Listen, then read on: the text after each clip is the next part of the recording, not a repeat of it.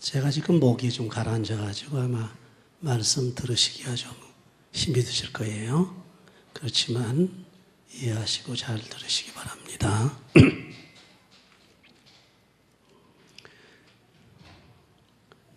오늘 말씀은 은사를 어떻게 사용해야 되느냐. 사람들이 은사 받는 것도 좋지만은 그 받은 은사를 어떻게 사용해야 할 것이냐 하는 문제 굉장히 중요합니다. 한마디로 결론부터 말씀드리면 지혜롭게 사용하라 그런 얘기.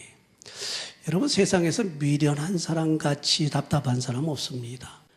그러니까 우리가 세상에 살 때 가장 중요한 것이 지혜입니다. 지혜로워야 된다는 얘기죠. 그래서 여러분 아시다시피 솔로몬 같은 사람은 지혜가 많아가지고 시바의 여왕까지 그 먼 길을 예물을 잔뜩 싣고 와서 그 지혜를 배우려고 했던 것을 볼 수가 있죠. 그 지혜로운 사람, 참 이거 우리가 보기에도 참 부러운 그런 사람입니다. 근데 성경에는 지혜를 궁극적으로 우리가 올라가 보게 되면 그 지혜가 바로 인격화될 때 그 예수 그리스도라고 그럽니다. 그래서 예수 그리스도는 지혜라.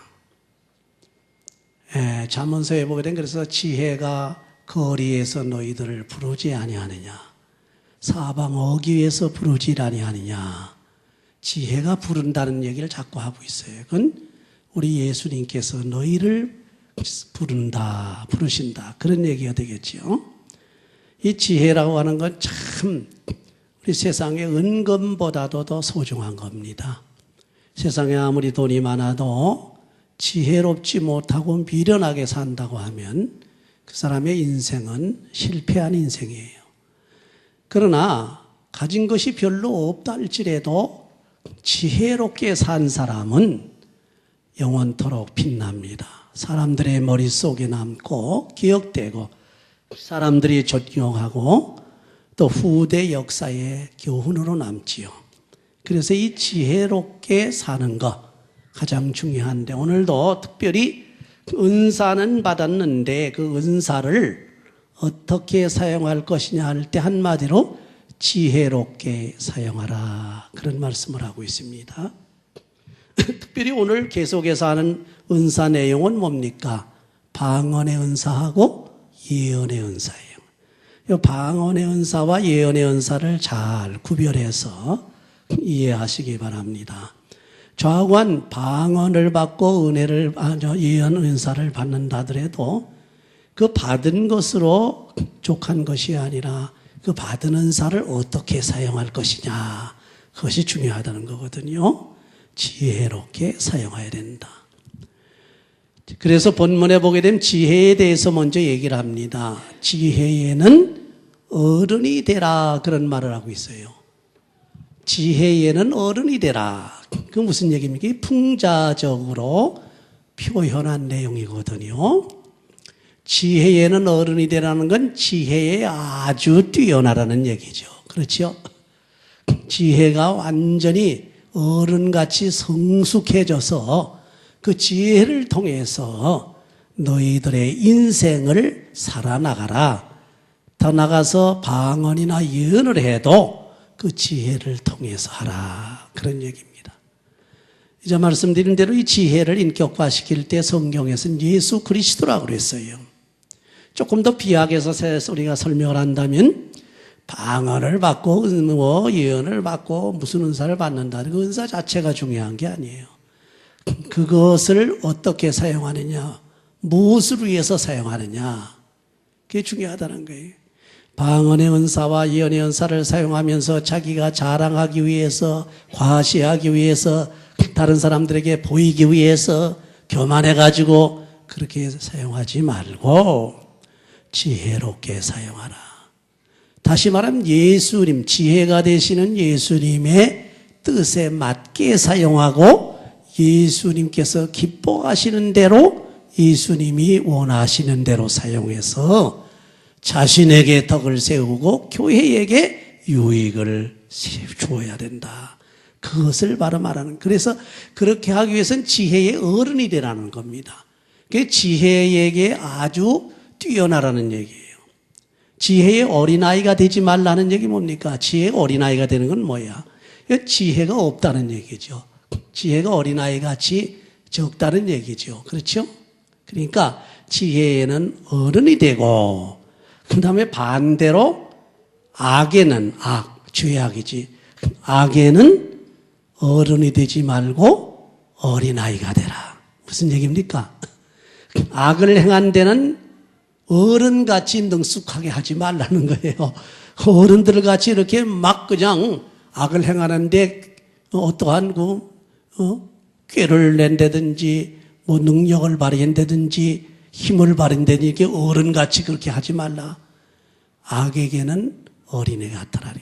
악에 대해서는 어린아이같이 순수하고 순진하라 그런 얘기. 그렇죠? 순진.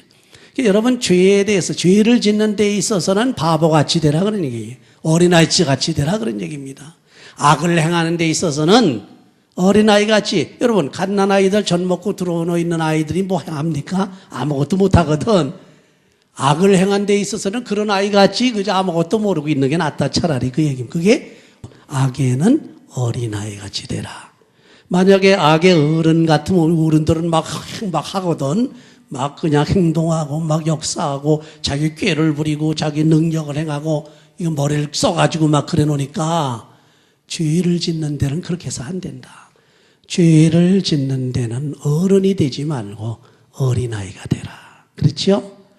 다시 말하면 지혜에는 아주 어른과 같이 충출하고 엑셀런트하고 악을 행하는 데 있어서는 어린아이 같이 무능하라, 무력하라, 다시 말하면 순수하라 그런 얘기예요.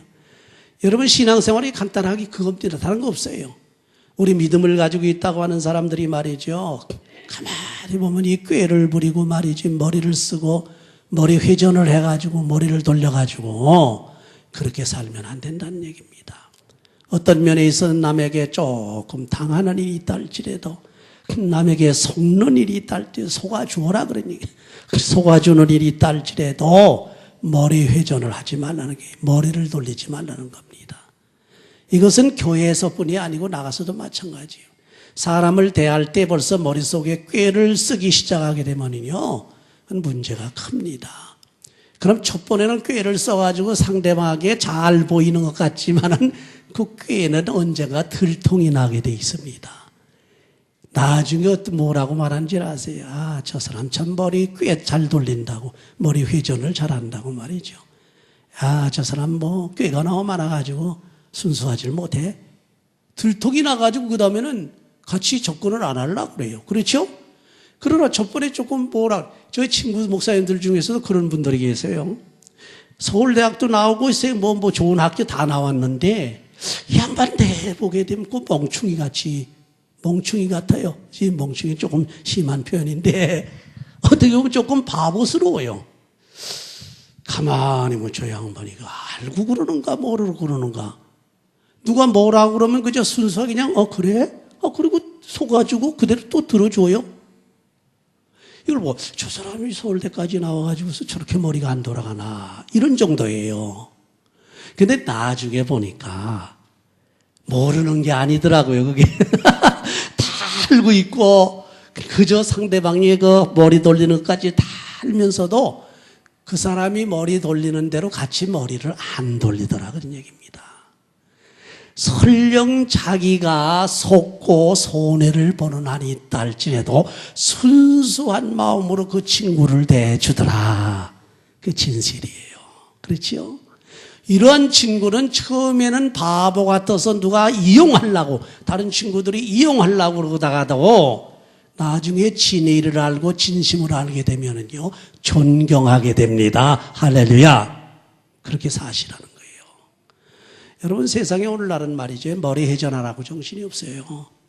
여기 가도 저기 가도 특별히 한국 사람들 머리 잘 돌려요. 뭐 머리가 보다 눈이 번쩍번쩍하고 말이죠. 그러다 보니까 그냥 뭔가 해내긴 해내는데 어떻게 보게 되면 신용이 없어, 신뢰성이 없어져요. 존경을 받지 못하게 돼요.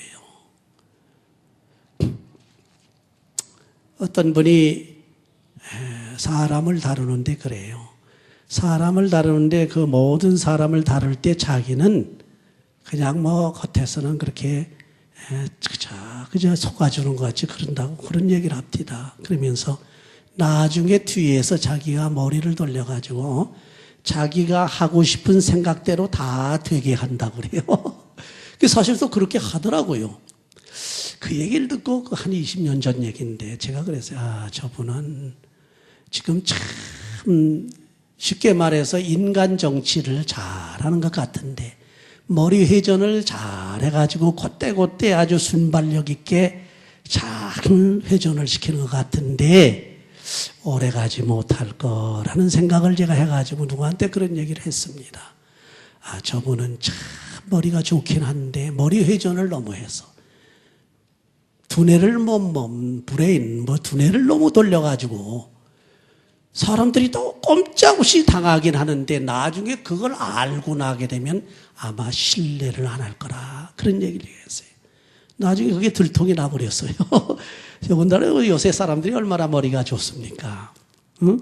다 속아주는 것 같고 다 이렇게 하는 것 같아도 뒤에서 컨트롤하는 머리 돌리는 걸 왜 모르겠어요. 결과를 보면 알거든. 결과를 보면 그 사람의 뜻대로 됐거든. 저 양반이 앞에서는 아닌 것 같더니 뒤에서 머리 돌려가지고서 전부 지 뜻대로 다 만들어 놨구나. 요걸 알게 되면 그때 어떻게 되는지 아세요? 신임을 안 한다는 거예요. 존경을 안 한다는 얘기입니다. 여러분 성경에 보게 되면은 머리 돌리는 사람들은 전부 마지막에 결말이 안 좋았어요. 하만 보세요. 하만. 얼마나 머리를 돌려가지고 유대인들을 죽이려고 그랬는데 그 머리 돌리는 자기 머리 회전으로 머리를 돌리다가 그 회전하는 자기 머리 회전에 자기가 치여가지고 죽지 않았습니까? 사람들이 더군다나 우리 크리스찬들은요. 그래서 중요한 것은 순수하게 살라요. 진실하게 살고 진실하게 살라는 거예요. 성경에 보면 예수님께서는 그렇게 지혜의 근원이 되시고 세상에서 말이죠.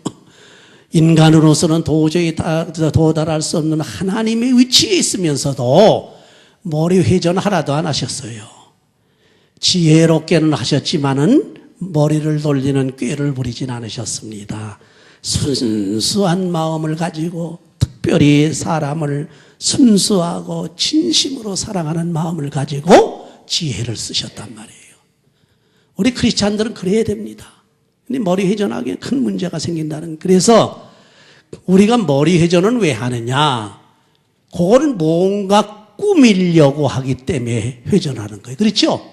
뭘 꾸며내려고, 뭘 조작을 하려고 하니까 머리를 돌려야지.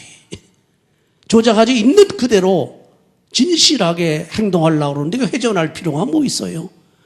여러분 지금 한국에서 지금 모르겠어요. 옛날에 우리 한국에 살 때 보니까 택시 운전기사가요. 그 거리 미터기가 있어요. 그렇죠? 그 요금 미터기. 그거를 착 꺾었다 또 하고 그러는데, 그거를요, 가만히 보니까 이게 미터기가 그야말로 많이 나가면 이 돈을 많이 갖다 바쳐야 되거든. 회사에다 갖다. 근데 이거 안 나가게 하기 위해서 그걸 뜯어가지고 조작을 하는 거예요. 조작을 해가지고서 얼마 안 달린 것 같이 해놔가지고 돈을 덜 갖다 주고 나머지는 자기가 먹어버린단 말이에요. 그게 바로 머리 돌리는 겁니다. 그게 머리 돌리는 거예요. 참 미국이라는 나라예요. 제가 이거 여담입니다만은 인터넷에 보니까 세 사람의 교수들과 그 분야의 전문가가 미국에 대한 전망을 내놓은 게 있습니다. 그 중에 첫째 사람은 미국이 얼마 가지 않아가지고 중국한테 추월당한다.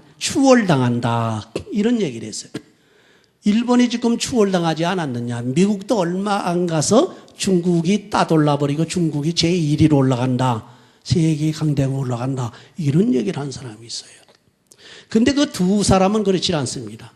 한 사람은 그 두 사람 중에 한 사람은 적어도 미국은 아무리 못해도 30년 이상 끄떡없다 그런 얘기를 합니다. 끄떡없다 그러니. 근데 거기에 대한 이론들을 쭉 피는 걸 볼 수가 있습니다. 근데 또 하나는 더 긍정적으로 얘기한 교수가 있는데 그분은 미국은 지금 이제 사춘기다. 그래서 문제가 많긴 하지만 아직 초반전이다. 이렇게 얘기를 하고 있는 사람도 있어요. 근데 여기서 제가 말씀을 드리고자 하는 것은 다른 거 아닙니다. 미국이라고 하는 나라를 보는 데 있어서 중국과 차이점이 뭐냐. 이걸 봐야 되는 겁니다. 그래서 지금 겉으로 융성해지고 성장하고 뭐 달러 보유를 갖다가 중국이 말이죠. 세계에서 제일 많이 가지고 있다고 이런 큰 소리를 치잖아요. 경제가 지금 9% 10% 성장한다고 그러지 않습니까? 막 그러거든. 근데 알고 보면요. 중국도 경제력이 미국의 7분의 1밖에 안 된답니다. 중국 또 일본 또 독일 영국 다 합쳐도 아직도 미국을 당할 수가 없다는 얘기. 군사력이요? 세계 강대국 50개 강대국을 세계 나라를 합쳐도 미국 한 나라의 국방비만도 못하다는 얘기예요. 이건 뭘 의미합니까? 물론 빚더미에 있긴 하지만 빚 없는 나라가 있겠어요. 다 있지만은 그게 중요한 게 아니라는 겁니다. 그렇게 된 이유가 있다는 겁니다. 그걸 제가 오늘 간단히 말씀드리면 미국이라는 나라는 지금 아주 위기에 있는 건 사실입니다. 왜? 기독교를 바탕으로 해서 지금 미국이 성장하고 하나님 축복을 받아가지고 이렇게 크게 세계 초강대국이 됐는데 지금은요, 기독교의 그 사상에 자꾸 이탈을 해요. 그래서 이번에도 보니까 그 중에 하나가 수와츠네거하고 오바마가 말이죠. 동성연애 이거 사인했잖아요. 그렇죠? 이 난리가 나네요. 이 사인하 그뿐이 아닙니다. 많아요. 그런 것들이. 그래서 이건 완전히 인본주의로 자꾸 이게 바뀌어가니까 우리가 염려하는 건 그겁니다. 근데 아직은 미국이 그래도 튼튼하다는 이유는 중국과 차이가 있다는 이유는 간단해요. 조금 전문적인 용어로 말하면 중국과 미국은 인프라 시스템 구축하는 데 있어서 아직도 하늘과 땅 차이입니다. 인프라라는 얘기는 저변으로 풀뿌리 같이 딱 뿌리가 박인 걸 말하는 게, 그러니까 민주주의 정신이라든지 법 정신이라든지 그 경제 시스템이라든지. 중국은요, 부자는 그저 세계에서 몇째다 하고 막 부자로 올라가는 사람들이 있는가 하면 나머지 대다수는 그냥 아직도 가난에 허덕이고 있거든요. 그렇죠? 그리고 정치제도 무슨 제도 중국에 가보면 엉망진창입니다. 그 밑에 가보게. 그러니까 거기서 그저 가짜가 나오고 별게 부실적이 나오고 형편없잖아요. 미국 사람들이 만들어 놓은 거 그렇게 가짜 만들어 놓은 거 봤습니까? 아니거든. 아직도 인프라를 구축한 데 있어서는 미국을 당할 수가 없습니다. 그런 면에 있어서는 아직은 아니라 하는 말도 우리가 할 수가 있습니다. 이 얘기를 왜 했냐면 이런 과정으로 가다 중국이 항상 승승장구 경제가 올라갈 장담할 것도 못 된단 말이에요. 하나님께서 어떻게 역사를 섭리할지는 몰라도 아직은 좀 때가 일래다 그렇게 평하기는 그런 얘기. 거기서 제가 말씀드리는 건 뭐냐면 미국은 인프라 시스템까지 맨 밑바닥에까지 완전히 신뢰로 구축을 하고 있어요. 신뢰성으로 구축을 하고 있단 말이에요. 중국은 그저 속고 사기치고 난리예요. 한국이 그래도 성장한 건 보면 성장하고 나서 보니까 그래도 경제에 무슨 선진국으로 들어가려고 그런다고 그러는 옛날하고 보기에는 그리고 밑에 풀뿌리 민주주의도 많이 확산되어 있고 속이고 사기치고 이런 것도 옛날보다 낫거든요. 가짜고 이런 거 많이 좋아졌죠. 그렇죠? 바로 그게 증명하는 겁니다. 더 이상 제가 말씀드리지 않고 우리는 하나님 앞에 지혜롭게, 사람 앞에 지혜롭게, 순수하게, 정말로 진실하게 살 때 당분간은 몰라준다 할지라도 하나님께서 주시는 축복 가운데서 놀라운 은혜 속에 살 수가 있다. 그래서 뭘 하더라도 심지어 은사를 받더라도 지혜롭게 사용하라. 그런 얘기입니다. 그러면 이 방언의 은사를 지혜롭게 사용하는 건 어떻게 사용하는 거냐? 본문에 있는 말씀 하나만 말씀드리면 절제 있게 사용하라는 거예요. 방언이라는 거. 이 방언이 임할 때는요, 이 방언을 해본 사람은 알겠습니다만 이거 다양합니다. 강력하게 임할 때는 하나님의 성령이 와서 막 입술도 보고 막 뭐 혀끝도 사로잡아가지고 막 꼬부라지 돌려놓으니까 정신을 못 차리거든. 절제가 안 될 정도로. 그런데 이 방언의 은사는 절제하게끔 돼 있다고 성경이 그랬어요. 하나님의 신은 어지러움의 신이 아니라 질서의 신이라. 평화의 신, 화평의 신이다. 그런 거로 예언하거나 방언하는 그런 사람의 제재를 받는다 그랬어요. 그러니까 방언이 터졌다, 예언이 나온다, 절제라는 얘기는 그 자리를 봐서 덕이 되거나 또는 유익이 될 때는 하지만 덕이 되지 아니할 때, 유익이 되지 아니할 때 오히려 오랑캐르는 소리를 들을 정도로 하나님의 영광을 가릴 때에는 절제하라. 그런 얘기예요. 그렇죠? 그게 말하는 겁니다. 그래서 방언은 불신자를 위하는 표식이다. 표식이 다시 말하면 표지라는 말을 쓴 표적이라는 말을 쓰고 있는데 방언이라고 하는 거는요. 누구를 이렇게 들어서 깨우치게 하기보다는 불신자들에게 이 방언을 들으면서 오히려 마음이 깨달아지는 게 아니고 저 봐라, 저 오랑캐 소리를 한다, 저 귀신 들리지 않았느냐, 마음이 강팍해진단 말이에요. 그렇죠? 그러니까 불신자들에게는 이게 완전히 오랑캐 소리가 돼버린다. 이게 하나의 표적일 뿐이라 그런 얘기입니다. 그러므로 그런 불신자들이 있을 때는 방언을 하지 말라는 겁니다. 방언하고 있어봐야 불신자들이 와가지고 이거 미치지 않았느냐? 귀신 들렸다? 아니 무슨 신 들린 사람 이래버리거든. 그럼 하나님의 성령이 임해가지고 성령이 역사하는데 성령을 귀신이다 뭐 신 들렸다 하기는 어떡합니까? 덕이 안 되거든. 그렇다고 해서 방언하는 걸 갖다가 믿지 않는 사람 불신자들이 보고 야 이거 진짜 이거 하나님 역사인가 하고 깨닫고 그러면 하나님을 두려워할 것이냐? 그렇지 않다 그런 얘기입니다. 그렇죠? 그래서 방언은 믿는 사람 자기에게 덕을 세운다. 그래서 자기 혼자 방언을 하고 만약에 교회 안에서 방언이 터지거든 무슨 소리인지를 모르니까 통역하는 사람을 세워가지고 통역을 해서 거기 있는 교인들이 알아듣게끔 해가지고 교인들에게까지 덕을 세울 수 있도록 그렇게 사용하라. 그런 얘기가 되겠습니다. 그 다음에 예언은 그러면 어떻게 사용해야 되느냐 할 때 본문에 보면 지혜롭게 사용하라고 그랬어요. 왜냐하면 예언은 신자를 위한 능력이라고 그랬어요. 신자를 위한. 왜? 여러분 신자들이 있을 때 예언을 해보세요. 하나님 성령이 임해가지고 예언을 해서 앞일을 말해주고 또 교회에 대한 것을 말해주고 하나님 뜻을 말해주고 신령한 것을 말해줄 때 여기 믿는 성도들이 보고 아이고 하나님의 성령께서 우리에게 깨닫게 해주신다. 아 주의 신이 우리를 깨닫게 해주신다. 그래가지고 믿는 사람들에게 깨우침을 주는 깨닫게 해주는 그런 능력이 있으니까 차라리 교회 안에서는 방언을 말하는 것보다 예언을 말하는 것이 좋지 않겠느냐. 그렇게 사용하라는 말씀이 되겠지요. 더 나가서 마지막 결론이 뭡니까? 방언보다 예언이 좋다고 성경이 계속 말하는 그 이유는 예언을 말하게 되게 되면 이건 하늘의 음성을 전달해주고 하나님의 뜻을 전달해 주실 뿐만 아니라 이건 통역할 필요도 없이 그 말로 그 나라 말로 한국 사람이면 한국 사람 말로 미국 사람 영어로 이렇게 그 말로 나오니까 다 알아듣는단 말이에요. 그렇죠?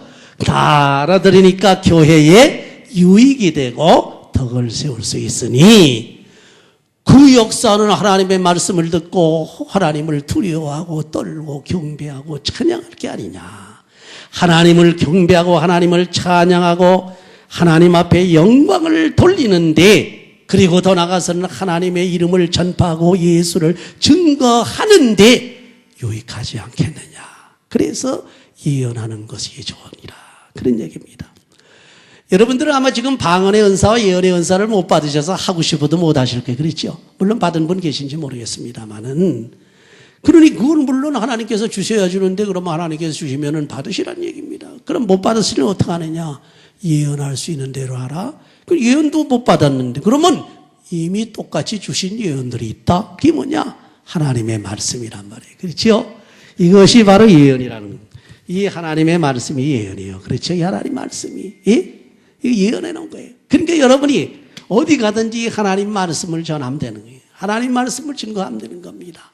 그저 주님을 믿고 하나님 앞에 돌아와 회개하고 구원 얻으라고 주의 말씀을 전하게 되면 그게 바로 예언하는 사람이나 똑같은 사람이에요. 그렇게 하라는 겁니다. 그렇게 할 때에 자신에게도 유익이 되고 교회에도 유익이 되고 하나님에게도 영광이 되고 그래서 주의 큰 뜻을 이루는 되는 여러분이 되시는 줄 믿습니다. 항상 여러분은 어디를 간지 앉으면 기도하고 입을 열면은 복음을 전하고 예언의 말씀인 하나님의 말씀을 증거해서 사람들을 구원하고 전도하고 사람들을 인도해서 하나님의 큰 뜻을 이루는 그런 전도자들이 되시기를 주의 이름으로 축원합니다.